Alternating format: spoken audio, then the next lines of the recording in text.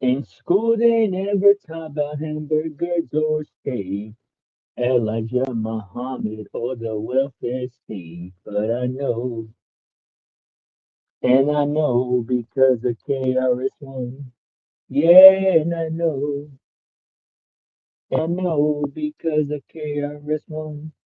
Because he's dropping science, dropping history with a whole leap of style and intelligence. Yes, I know. Woo. And I know because of Carism. Yeah, and I know because of Carism. Because we don't have to pay no money to hear the same old sound. Watch and we'll take hip hop to a high ground. Yes, I know. Ooh. And I know because the Carism. Yeah, and I know. Dum, dum, dum, dum. Doom, doom, doom, doom, doom, on the east side. Doom, doom, that's where I met my Ramona. I want to go to a party. That's what she said, lonely. That's what I've been. Here's my telephone number, call me. Doom, doom. Boom, boom, went to a party, a house party. Who let the people just rally round me in love? Boom, boom, boom. She sent a message of love. She said, I love the way you move. I love the way you rock. Stop, stop. Ramona, please step back. Now she's my Ruka. I'm barely waiting for my Hina. Boom, boom, boom, boom. She moved from Long Beach down to LA. Right now she's selling oranges by the freeway. I want to know, Ramona, am I the only one? Tell me. She said, you're not the only one, but you're the best, Blizzy. Bah, bah. And now I'm waiting for my Ruka. I'm barely waiting for my Hina. I know tonight I'll be behind her. Don't fuck around, my Hina. What it does, YouTubes, what it does. Salute to you guys and welcome in. My name is Billy Blind. I am your handsome host, and you, my friend, are just in time. For what? I don't know. I don't know. We'll wait and see. Maybe I might drop some more bars. Maybe like read some of the book. Who knows? What's up, Penelope? What's up, Penelope? What do you want? What do you want? What's up, Dee Dee? What are you doing? What's up, Dee Dee? You wanna come up and chit chat with me, Dee Dee? You wanna come up and hang out? I'm just being handsome and stuff. You know how it goes. You know how it goes. What are you up to, Dee Dee? What's up, Dee Dee? Okay, let me hold on. So we got some more bars or what? So we got some more bars. I wonder how many days in a row I could go just dropping bars and going hard, just uh making all these kinds of new songs and stuff. Cause I'm not gonna lie, man. I blew myself away last night. I'm not gonna lie. I was super impressed with you. I was like, Blizzy, you a bad some bitch on them bars, bro. You're crazy man Bajamba, Blizzy. But I see Penelope's here on some rando account because I have her regular account blocked. Should I block the rando account too? I don't know. We'll see what happens. But what are you doing, Dee? I don't know, man. I just feel like lately I just feel like just starting shit, and just picking on this stupid idiot toxic alien. Hey, Penelope, y'all have some explaining to do, bro. You know what, Penelope, you wanna come up and talk to me, man? You got some explaining to do. You got some explaining to do, my guy, because I just found out this morning that all the messages you sent me were really sent by Toxic Angel. What in the world is that about? So every message Penelope ever sent me was really written by Toxic Angel. Crazy. That's so wild to me. Like I can't even wrap my brain around it. You wanna rap or what? You wanna rap? Should we rap? What should we do? I just came to see what's up. Just came to see what it do. What it do, what it do, what it do, what it do, what it do, what it do. Let's see. Let's see.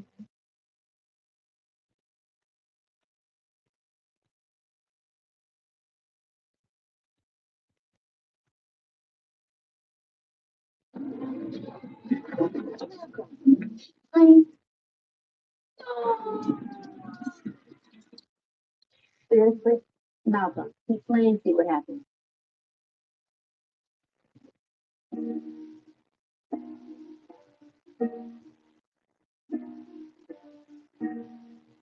Oh, oh, oh, oh, yo, Blizzy, yo, yo, let's go. Yo, what's up, man? Tell me what it do. I'm Blizzy Blind. Yo, tell me who are you? Yo, what you doing? Yeah, you moving over here to the Blizzy spot. This is Blizzy house. I'm not a mouse. Don't sit on my couch. Go and get out. 'Cause you are goofy. Yeah, you're goofy. Yeah, this is the Blizzy Blind movie. Yeah, don't sleep. Me, a rookie. I don't know. Yo, a Blizzy Blind, yo, yo, hold up. I got to respond to this message. I don't really know, but I gotta do this. I'm Blizzy Blind, so hold up 1 minute.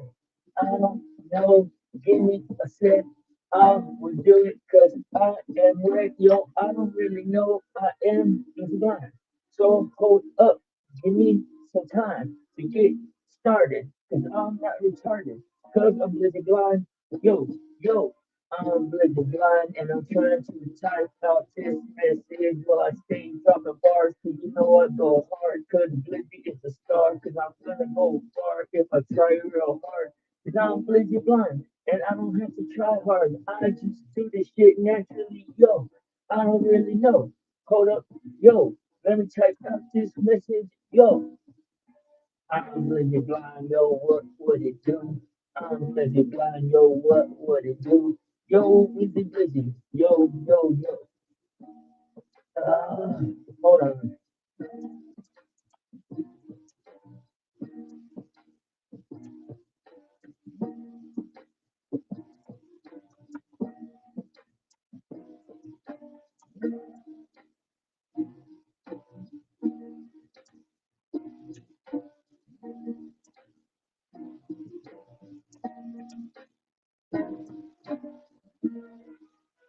Okay, my bad, guys. I was still prepared. I was unprepared. Oh, I don't know what I'm rapping about, dude. I don't know what I'm rapping about, cause I'm living like yo, and I'm trying to get some clout, cause I'm trying to erase all of the doubt about whether I can go and drop some bars, cause I don't know, yo, Penelope, where did you go? Where Penelope go? Penelope, bop, where'd you go? Where'd you go, bop, Penelope, where'd you go? Yo, I'm the Blizzy. Hey, anything y'all want me to rap about, just put it in the chat. Just put it in the chat. All right. Yo. All right. All right. All right. All right. Yo. I get on the beat and I ain't confined. I'm not confined, but I must remind that I'm Blizzy blind and I will not sign. Cause I'm Blizzy blind and walk into my mind. Y'all stay on my drive and I'm one of a kind. Watch my stars shine from behind. I come, yeah, cause cause I'm busy blind. Yeah, I'm not fake, but I will take what mistake you make with the cake and the bake and the break and the flake and the snake and the ache and the take and the steak, stay awake and mistake and the tomorrow. Yeah, I know. I don't really know, cause I'm busy blind. No, dead, sad, bad, mad, glad, had, pad, leg. I don't fucking know what I'm talking about. I don't really know what I'm doing is. What up these? Why you say that word? Why you talk about taking dick like that? Yo, that's not good. That is bad. But if you wanna talk about it, guess we better talk about Penelope's dad. I mean toxic. Yeah, that's daddy. That's what she calls him. Yo, toxic. You a little bitch. Tell me why you like sucking so many dicks. Why you like sucking all of the accounts? Is it cause you like to smoke on that crack rocks? Yo, toxic. Why you a bitch?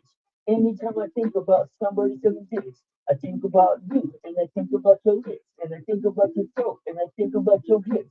Cause you is a gay boy, yeah, you a gay boy. Don't come over here with that bullshit gay boy, yeah.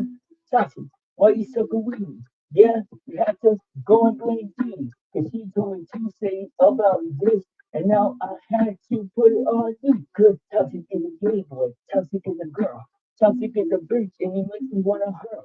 Yeah, busy. I'm busy blind. I am busy and I'm one of a kind. Yeah, don't wanna fuck with mine, cause I'll come for your throat every single fucking time. Yeah, I'm the busy. Yeah, I'm the busy. I get on the goddamn beat and get busy. Yeah, I'm the busy. Yeah, I'm the busy. I get on the goddamn beat and get busy. Yo, busy. What it do? Where Penelope go? Where did she go? Yo, bop, where you at, where you at, what up, yo, Penelope, where did you go? Okay, let's go. Thanks, everyone. All right, Taylor. Let's get to it.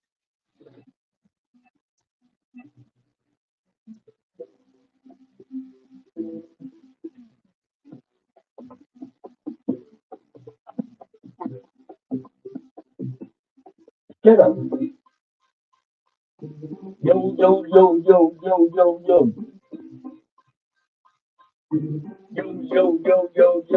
Yo. I am the crazy, and I'ma take a hike. Cause my name is not Mike, but I do really like to spike that shit. Yo, I don't know, but I like what I don't. I don't know. Yo, give me a motorbike. Cause I'm busy blind, and I sort of say psych.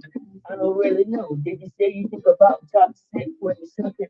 No, G, don't put that shit on me. Don't put that shit. I did not say that shit. I said when I think about somebody sucking dick, I think about toxic and fucking gay lips. I did not say that, so don't put it on me like that. No, cause I am the blind and I'm not gay like toxic. No, I'm not.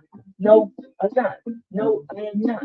I am busy and I'm not stuck in a jar. I'm not an avatar. I'm not bizarre. And I am busy and I still go hard.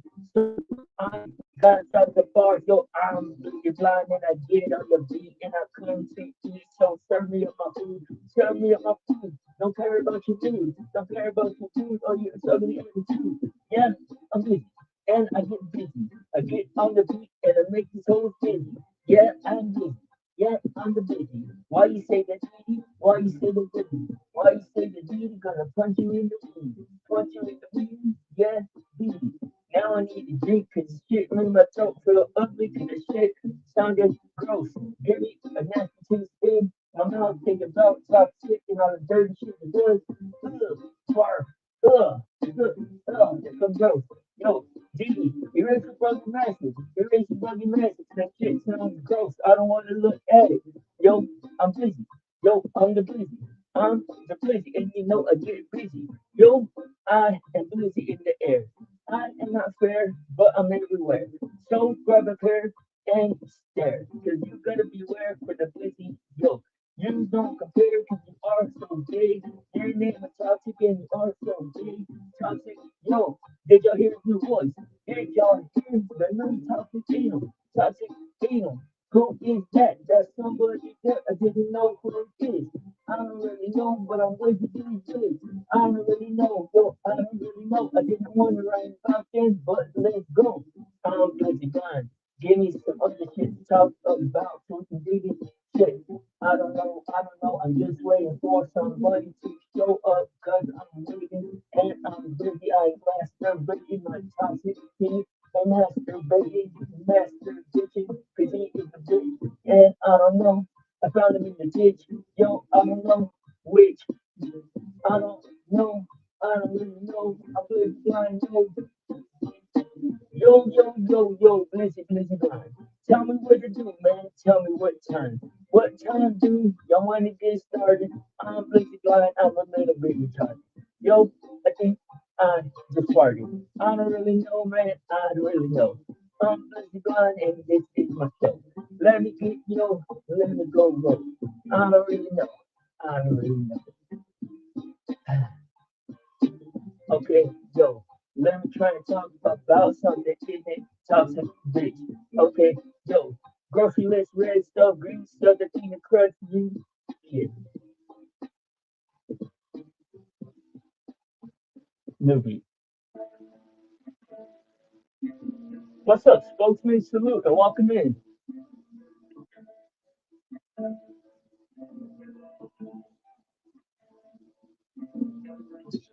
Yo, I'm plenty blind, and I think I need to go grocery shopping sometime this week. So let me talk about that thing instead of talking about the toxic bitch that don't think. Grocery list, yeah, is red stuff, green stuff, the things that crunch. You meal prep on Sunday with your color coded lunch. I bought expired hummus cause it was half off. Eat it anyway. You check out the date, call the manager, riding your ballet. Yeah, my cart got a squeaky wheel that sings a song. Your cart is silent, purple probably doesn't belong. I forgot my reusable bag. Now I'm carrying to a food items like a clown. You got a canvas tote that's something to make you look like deep in and out. Yeah, I don't know, cause I'm so renowned, cause I'm blazing blind, yo. I dropped the jar of pickles, didn't break the throat. You write a poem about the fragility of your soul. I picked it up, wiped it off, put it in my pocket really. Yeah, you leave it there, call it art, post it clearly. Yeah, I'm the blizzy, the soul checker, you know, they leave for not bad and fast enough. You said sign patiently, I called in a fluff. You stood there staring at the red light defeated. You tweet about the workers' rights get overheated. Yeah, yo, yeah, I got an email and I haven't opened it since last March. You got a vision board, a mission, and a corporate arch. I clicked Marcus Red on 400 messages. It felt powerful, yo. Yeah, I don't know, but yeah, yo, I'm busy. I don't really know. All I know is spokesman is cool. Spokesman is cool. Spokesman is cool. Spokesman is cool. Spokesman is cool. Yeah, he is cool with the busy because he don't go over nowhere and talk to Gigi. Yeah, the Zoom link didn't work. I just didn't go. The troubleshoot, reconnect, put on the show. I said technical difficulty, then share the void. So free, you send a follow up, a recap, a PDF, and key. And I said, yeah, it was wrong. I said that, yeah. You call HR, just a letter, ruin the day, respectfully. Yeah, I just shrugged and bought a lottery ticket. It just felt lost, felt nothing. You'd invest, diversify, have a discussion with your cousin. Yeah, I don't know. I'm blizzy blind, yo. Okay. My friend Deb wasn't trying to get her. My friend Deb, I She don't know bought a about that. necklace from a small shop in Seattle's Pike Place Market. Listen, 20.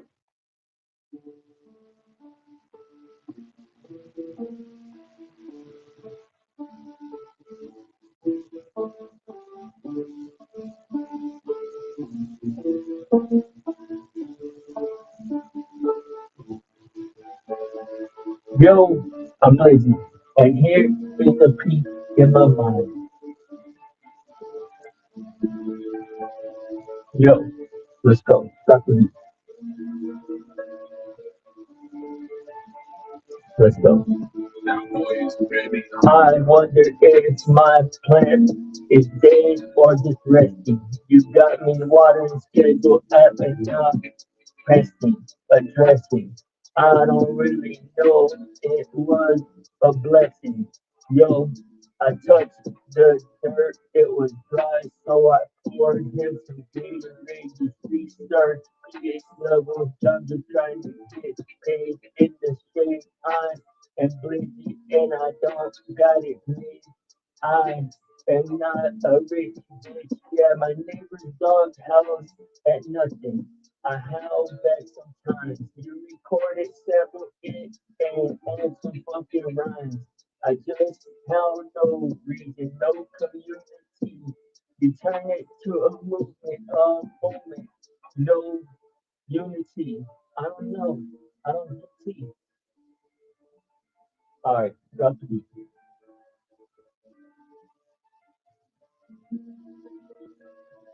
Yo, yo, yo, yo, yo, let's go. I found a 20 in a coat I haven't worn since my youth. You trap the owner, make a post, keep it clean. I bought a slice of pizza and a scratch. I felt rich for 10 minutes. You donate, blog about it, and list the benefits. I lost my wallet twice today. Found it both times in my hand. Yeah, you designed a system, a wallet, each a brand. I deflect and said I'm stupid. Move on with my day. You read about mindfulness, thank you, then pray. Yeah, you gave, cause you dumb, and you think you got the answer, but you don't. Like Kanye told this way. You don't have the answer, Sway. You don't have the answer, Sway. Well, Benji agrees. I said good morning to a mannequin by accident. Yeah, you turn that into a spoken word, elegant and dense. I just walked,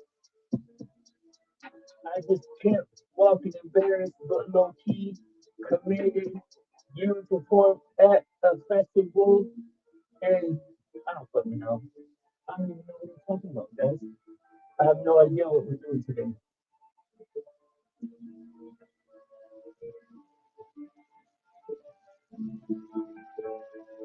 Yo, yo, yo, yo, yo, what it do? Y'all are being boring, so what? Yeah, y'all suck. Yeah, I don't know. What? Oh, that's what we're gonna do. Let's read some of the book. I completely forgot. My bad, guys. Let's read some of the book.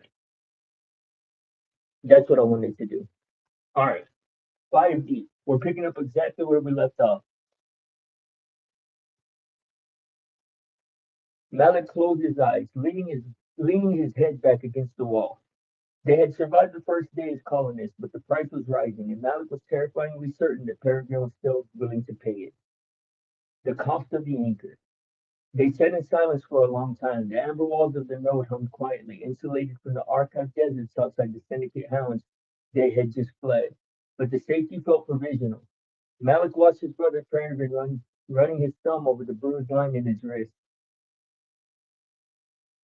Uh, the transit key he had bought with his own memory. He wasn't looking at it with regret. He was studying it like a schematic. You shouldn't have done that, Malik finally said, his voice exhausted. You shouldn't have traded that memory. Peregrine didn't look up.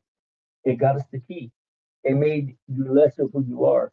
It made me more efficient, Peregrine corrected, though his voice lacked its usual bite. He dropped his hand. The hound was faster than me. It didn't use heat or force, it used structure.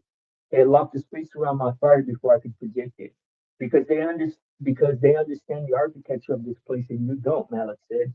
You're treating the 5D like a video game where you just level up and fight a boss. This isn't a game, Peregrine. The things you lose here don't respawn. Peregrine finally looked at him. The glitching in his translated body had stopped, but his edges looked harder now, less forgiving. We have a key to the lower slums, Peregrine said, ignoring the warning. We use it. We find out who the syndicate answers to. That's how we find Mira.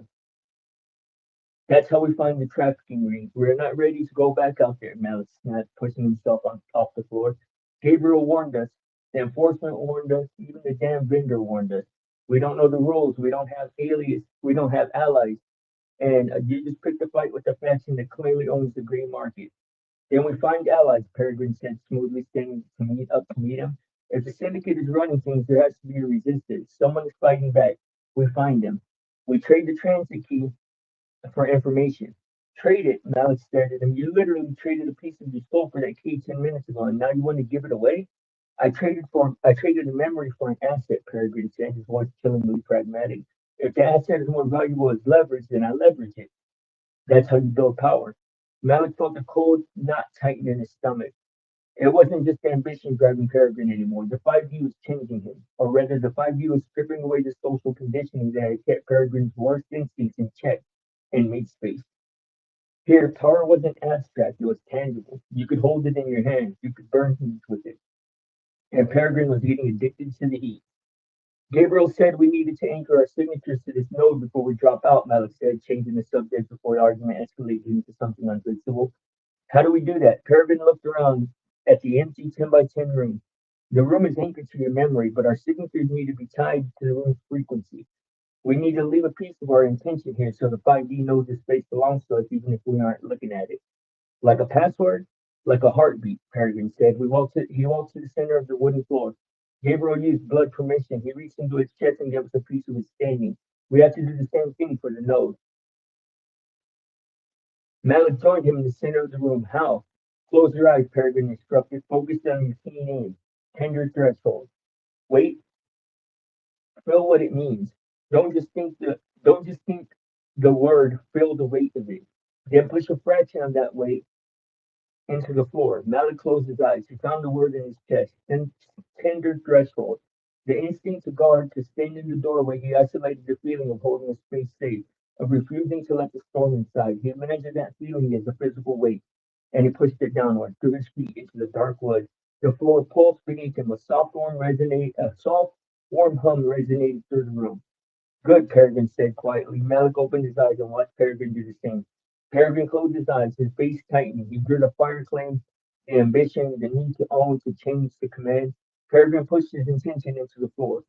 The reaction was violent. The amber walls flared bright orange, the light suddenly harsh and aggressive. The temperature in the small room spiked, the air growing uncomfortably hot. The wood floor groaned under the sudden influx of dominating energy. Peregrine, ease up, Malik said, stepping back. You're overpowering the anchor. Peregrine didn't open his eyes. He kept pushing. His face locked in a grimace of pure concentration. He wasn't just anchoring, he was trying to fortify the room. He was trying to make it weaponized. The walls began to crackle with static. Peregrine, stop. You're going to break the room. Malik reached out and grabbed his brother's shoulder. The moment Malik's hand made contact, the competing intentions collided.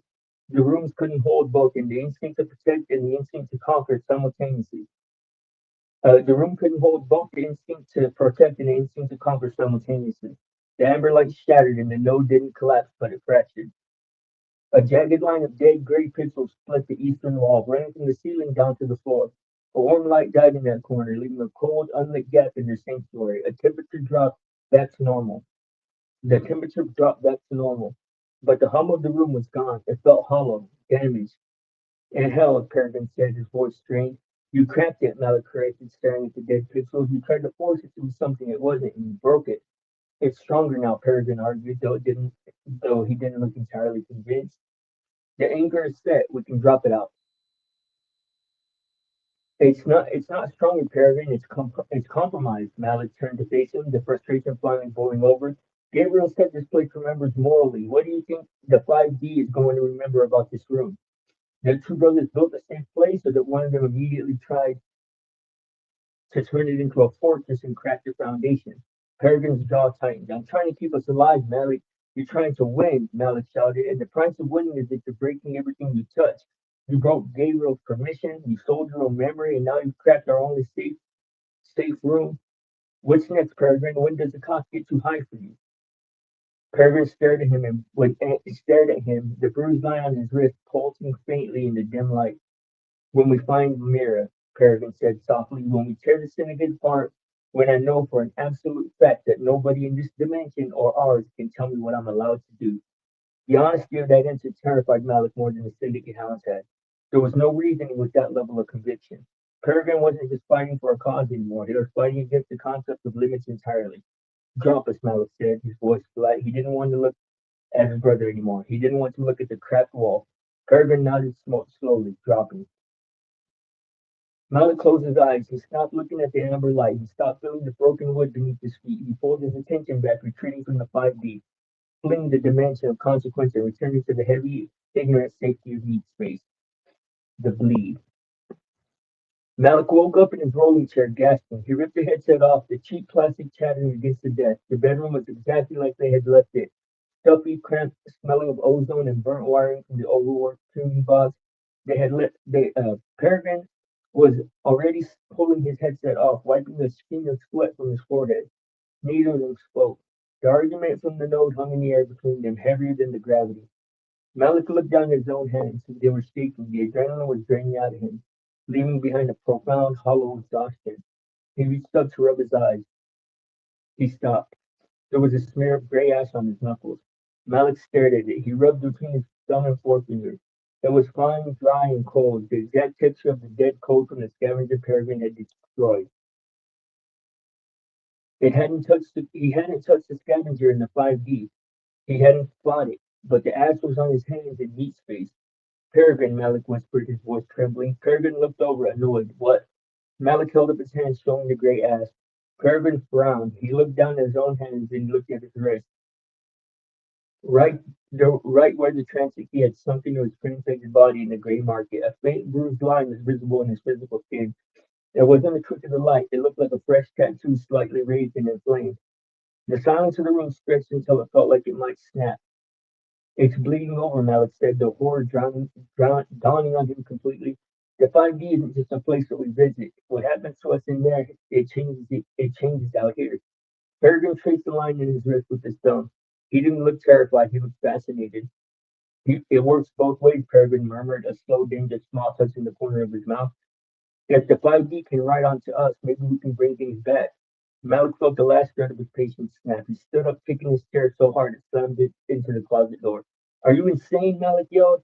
No longer caring if the neighbors heard. You have a physical scar on you from a digital key that you bought by selling a piece of your own mind. And your first thought is how to exploit it? Peregrine stood up to meet him, not raising his voice, which only made it worse. My first thought is that the bridge is fully open. The barrier is permeable. Gabriel said we could be gods in there. My first thought is that the bridge is fully open. The barrier is permeable. Gabriel said that we could be gods in there, man. He was wrong. We can be gods out here. You are not a god, Peregrine. You are an unemployed kid sitting in a cheap apartment with a burnt out router. For now, Peregrine shot back, the fire finally breaking through his composed facade. But we have access to a dimension that physically alters reality. We can't we can rewrite the rules, Malik. We don't have to be stuck in this room anymore. We don't have to be powerless. You're already losing your humanity to do it, Malik pointed at Peregrine's wrist. You traded a memory today. What do you trade tomorrow? Empathy? Guilt? Me? The words hung in the air, awful and true. Peregrine's face hardened. He looked at Malik, the brother who had always anchored him, the brother who was now standing in his way. I'm trying to pull us out of the dirt, Malik, Peregrine said, his voice dropping to a harsh whisper. If you want to stay at the bottom because you're too scared to climb, fine, but don't you dare try to hold me down. Malik looked at him, realizing with a sickening clarity that the fracture had finally broken completely. The node wasn't the only thing that had cracked today. I'm not trying to hold you down, Malik said quietly. I'm trying to keep you from burning to death. Malik turned around, grabbed his jacket off the bed. He walked out of the room. He didn't look back. He walked down the narrow hallway, opened the front door, and stepped out into the cool, dark Texas night. He needed to breathe air that didn't smell like burnt wires and ambition.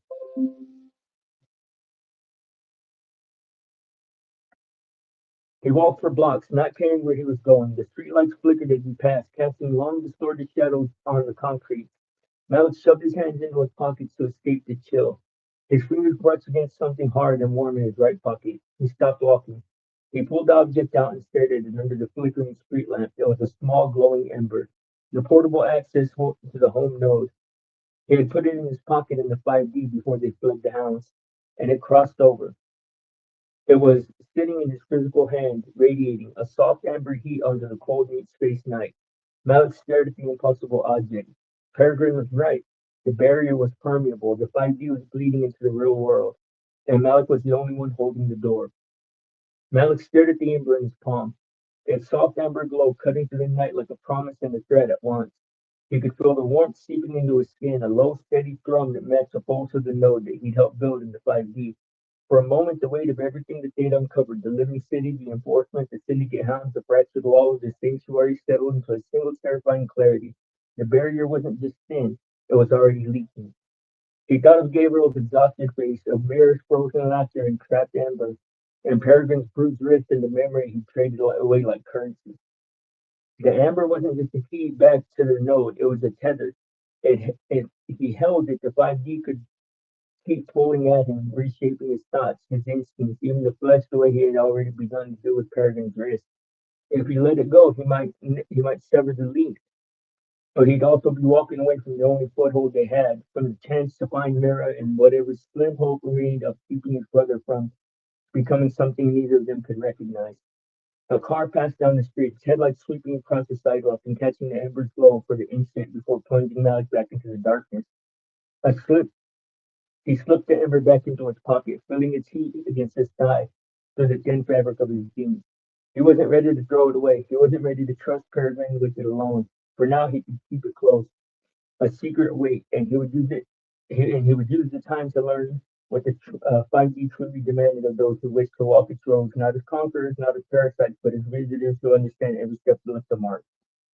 He took a deep breath of the cool night air. He let it fill his lungs and turned back toward the apartment building, the amber a quiet secret against his skin. The walk home felt longer than before, each step a reminder that the world he'd returned to was no longer just a three-dimensional room that he left behind. There was a threshold, and he was standing on it, deciding what kind of brother he wanted to be on the other side. The intersection of watches. Gonna keep going. Yeah. Mel didn't make it 3 blocks before the streetlights started behaving strangely, not flickering, stuttering like they were buffering. Each one pulsed, twice in a rhythm that wasn't random. Dot dot dash, dot dot dash, Morse for I. Then dot dot, then dash dot dot, dot dash dot, SOS. He stopped under the third light, heart pounding, and amber in his pocket burned hot against his eye. He hadn't activated it. He hadn't even touched it, but the 5D was reaching through. A car slowly passed, tires whispering on wet asphalt. Malik didn't look at the driver. He stared at the light above him, willing it to return to normal, and it did. He just exhaled. Coincidence, he told himself, stress, sleep deprivation. But when he pulled out his phone to text Peregrine a simple "you good," the screen didn't load his keyboard. Instead, it flickered once, displaying the string of symbols that weren't letters or numbers. They looked like a living script that he'd seen etched into the 5D node's walls, flowing, organic, and possibly complex. It vanished after a heartbeat, replaced by his actual lock screen. His hands shook. He shoved the phone back into his pocket. He walked faster. By the time he reached the apartment building, the lobby lights were cycling through codes that didn't exist, an RGB spectrum, impossible hues that made his eyes ache when he looked too long. The security camera in the corner tracked his movement, not with a smooth pan, but in the jerky, incremental jumps, like a video game character rendering frame by frame. He took the stairs two at a time, bursting into their flat to find Peregrine already there, headset off, face grim. They're here, Peregrine said before Malik could speak. Not the syndicate, not enforcement, them. Malik froze. Who? The Guardians? Three of them. Just, the Guardians, three of them, just appeared in the hallway outside our door, not phased through the wall, not shimmering. They walked like they owned the carpet. Malik's blood turned to ice. How? I don't know, Peregrine said, pacing. They didn't speak. They just stood there, those red risers scanning the door, the walls, the air, like they were reading residual energy. One of them held up a gauntlet, uh, felt like a scanner, and it pinged when it passed over where we left the tuning box on their desk. They know we're here. They know we left, Peregrine stopped facing Malik, and they're not here for a warning. They're here for a deposition. Before Malik could process that, a sharp knock rapped on the door. Not the tentative tap of a neighbor, but three firm official raps. Peregrine and Malik exchanged a look. FBI? Malik whispered. Local PD, Peregrine corrected, voice low.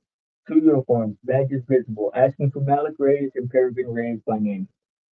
Said it's about anomalous network activity traced to this IP.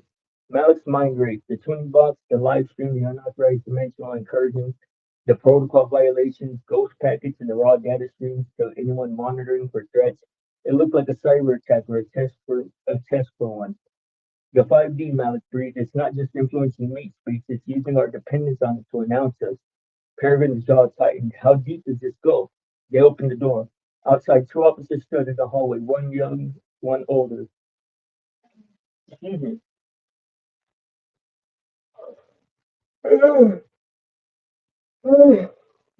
Sorry. Both radiating the weary alertness of cops who'd seen too many weird calls. Behind them, down the hall, three figures stood perfectly still beneath the flickering emergency light. Tall, angular, clad in that seamless silver black armor, their red visors glowing like coals in the dark, the guardians.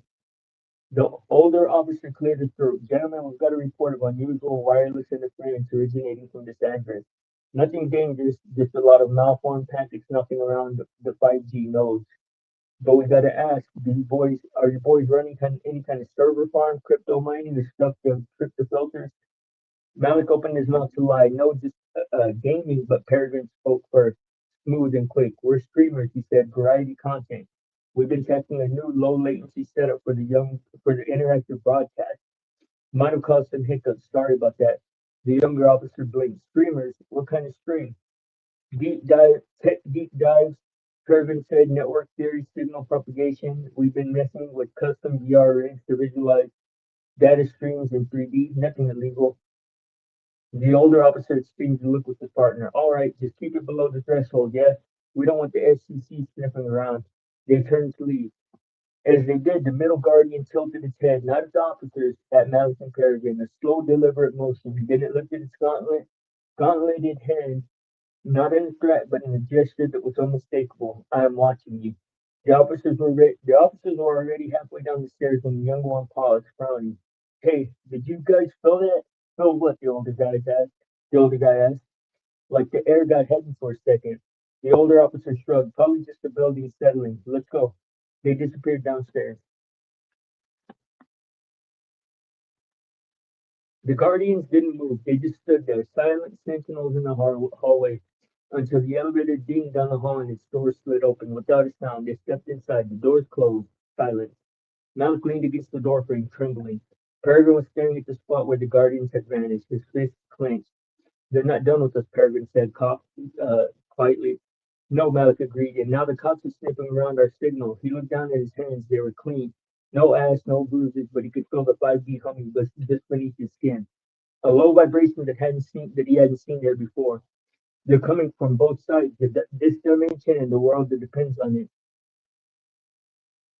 Peregrine finally looked at him. His eyes were sharp, calculating. Good. Let them come. We'll show them what happens when you poke a hornet's nest made of living light. Malik saw it then, the familiar dangerous gleam in his brother's eye. Not fear, not caution, anticipation. Peregrine, no, he said, voice raw. We don't need to prove anything. We need to disappear. We already had Peregrine shot back. The embers in your pocket, the nodes key to us, and the 5Gs in our wires, our dreams, our blood. We're not users anymore, Malik. We're part of the system. And if the Guardians want to talk and the Feds want to ask questions, then let them. We'll answer on our terms. He turned and walked back to his desk, where the tuning box sat cold and dead. He picked it up, hefting it like a weapon. First, he said, not looking back, we'll make sure whatever they find here doesn't lead them to the node. Then we go back in deeper, find out who really runs this place. And if the Guardians won't tell us, we'll make them. And Malik stayed in the doorway, watching his brother's back. The tuning box felt alien in Peregrine's hands. Not a tool, but a talisman. He thought of the amber burning against his thigh, thought of how the streetlights had stuttered in perfect Morse code, thought of how the 5G wasn't just a place they visited anymore. It was the air they breathed, the signals they trusted, the invisible architecture of their connected lives. And now the watchers had come from both sides of the glass. One set wore armor, one set wore armor of golden light. The other wore uniforms and badges. But both were asking the same question in their own way. Who are you? When the world you depend on is no longer just yours to use. Malik closed the door softly. He didn't follow Peregrine to the desk. Instead, he walked to the window, pulled back the curtain, and pressed his forehead to the cold glass. Below the street was ordinary. A cat darted across the sidewalk. A distant siren welled. normal, but when he exhaled, his fog breath didn't just vanish. It lingered for a fraction of a second longer than it should have, forming a faint shifting symbol in the air before dissipating. Not a letter, not a number, just a single looping curve, like the tail of a comet, like the beginning of a name. He wiped it away with his sleeve, but he knew it would come back. Peregrine didn't sleep. He sat at his desk with the 20 bucks cracked open. Its guts spread across the towel like a dissection. Soldering iron in one hand, jeweler's loop screwed into his eye socket. The apartment smelled like hot copper and flux, and he had cannibalized the microwave for its transformer, yanked the Wi-Fi card for the landlord's shared router in the hallway, and stripped the HDMI cables from both of their old laptops. He was building something hungrier than the first three, something that didn't just receive the 5G but demanded it. Malik lay on his bed staring at the ceiling. The ember sat on his nightstand, pulsing faintly in time and rhythm with he was starting to feel in his own chest. Not his heartbeat, something adjacent to it, like a second drummer had joined the bed and was playing slightly different tempo. He closed his eyes and saw the 5D. Not a memory, an overlay. The ceiling dissolved into layers of translucent amber geometry. The apartment's dead drywall replaced by ghost images of the node that they had built. He could see the hairline fracture in the eastern wall glowing faintly red, leaking gray static into the archive deserts outside. He could see the door Peregrine had carved, hanging in the air above the closet, invisible to waking eyes, uh, but radiating heat. Malik sat up, breath catching. He reached for the ember. The moment his fingers closed around it, the overlay snapped into sharp focus. The entire apartment became a palimpsest. Meat space was still there, meat space was still there, the same carpet, the water damaged ceiling tiles, the cheap blinds, but beneath it, running through it like veins under skin, was the 5D. The building's electrical wiring glowed with pale blue pathways. The router in the corner hummed with the living silver thread that stretched upward, out to the roof, joining a vast web of similar threads that crisscrossed the night sky above San Antonio. He stood up, moving carefully. The ember was warm, almost hot, but it didn't burn. He walked to the window. The street below was transformed. The cars weren't just cars, they were shells carrying bright, flickering cores of human attention. Drivers staring at phones, passengers lost in screens, their focus radiating upward like steam. The streetlights weren't malfunctioning anymore. They were speaking in slow, deliberate pulses of light that carried meaning I was beginning to understand without knowing how. He was reading the city's nervous system. You're holding it wrong, Peregrine said from the desk. Malik turned. Peregrine didn't look up from his soldering, but he must have seen the reflection in the monitor glass. Wrong how? You're using it like a window, Peregrine said, sitting down the iron. Like you're just peeking through. The amber isn't just a window, it's a bridge. If you hold it and look, you're still in meat space. If you hold it and step, then you're in both. Malik looked down at his feet. He was standing on the carpet, but he could also feel the polished wood of the node floor beneath his soles. The quantum, the phantom sensation growing stronger the longer that he held the ember. That's dangerous, Malik said. Everything is dangerous, Peregrine replied. He finally turned around, and Malik saw his brother's eyes in the monitor's blue glow. The whites were threaded with faint silver lines, like the circuitry he was soldering had begun to grow inside of him. The Guardians know our address. The cops know our IP. We have maybe 12 hours before someone decides to kick down the door or break through the wall. We need to be inside the 5D and armed when it happens. Armed with what? Peregrine smiled. It was not a comforting expression. He reached under his desk and pulled out a length of rebar he had wrapped in a copper wire and duct tape. At one end, a cluster of LED diodes blinked in a pattern that matched the ember's pulse. The key isn't just the shape, Peregrine said. It's a frequency. I tune this to the same resonance as the transit key on my wrist. If a hound comes at me again, I don't just block it. I jam its signal. I rewrite its permissions. He hefted he hefted the rebar. It looked ridiculous and terrifying at the same time, a weapon built from a hardware store in desperation. You're bringing a club to a gunfight, Malik said. I'm bringing a denial of service attack to a gunfight, Peregrine corrected. There's a difference. Malik walked over to the desk. The tuning box Peregrine was rebuilding had tripled in size. They now incorporated the microwave transformer, a car battery, and a cooling system made of stacked CPU heat sinks and an aquarium tubing. It looked less like a VR peripheral and more like a bomb. We can't carry that, Malik said. We don't carry it. We wire it into the apartment's power grid and we use it as a broadcast tower. The headset becomes the receiver and we don't go into the 5D anymore, Malik. We pull it down to us. Malik felt a chill that had nothing to do with the temperature. That's exactly what the syndicate does. They harvest attention. They force the bleed. I'm not harvesting, Peregrine snapped, his voice cracking with sudden, startling anger. I'm defending. There's a difference between taking and holding. Is there, Malik asked quietly? Because from where I'm standing, it looks like you're building the exact same machine they use. You're just telling yourself a different story about who deserves to get hurt. Peregrine slammed the rebar onto the desk. The impact made the scattering components jump. He stood up, chest heaving, his face inches from Malik's. I'm trying to save us, Peregrine said, each word clipped and sharp. I'm trying to save Mirror. I'm trying to build something that matters in a world that has spent 24 years telling us that we don't. And if you're too scared to help, then stay here. Hold your ember, peek through your window, but don't you dare stand in my way and call it morality. He grabbed the headset and the rebar club and walked toward the bathroom, the only room in the apartment with the door that locked and enough space to get a raid without Malik interfering.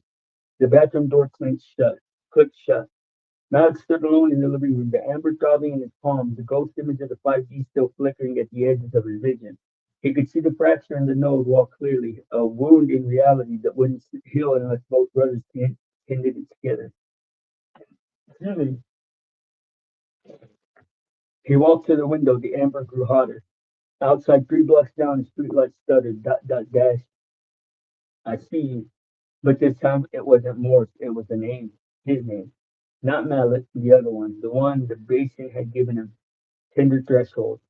The light wasn't just speaking, it was calling him. Malik pressed his forehead against the glass. He didn't close his eyes, he let the ember burn. Let it the overlay deepen, let the 5D pour into his skull like warm water. He needed to understand what he was becoming before Peregrine forced them both to become something worse.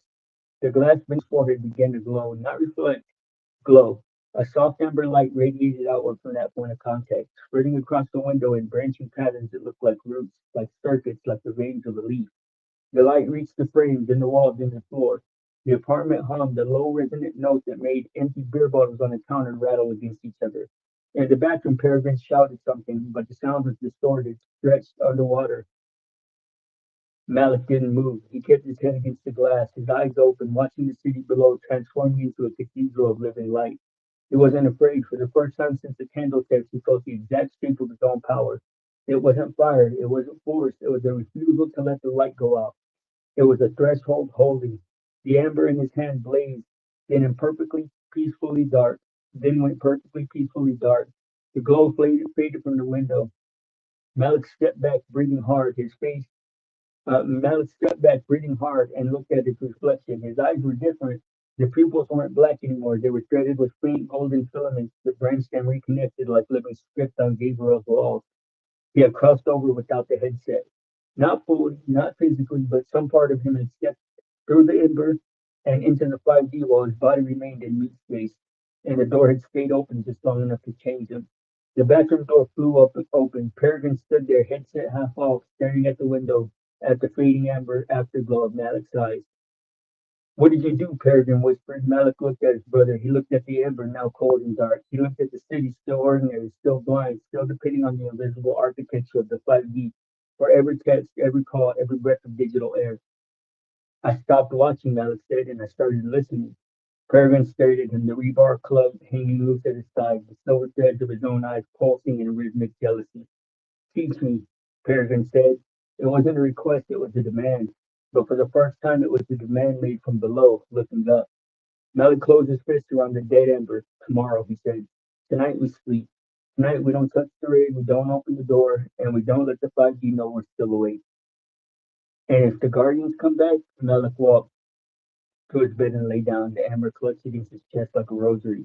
Then they'll find 2 brothers sleeping in a dead apartment, Malik said, his voice already drifting. And maybe for one night that's enough to make them look somewhere else. Peregrine stood in the bathroom doorway for a long time, the rig humming behind him, the rebar warm in his grip. Finally, he set down the weapon.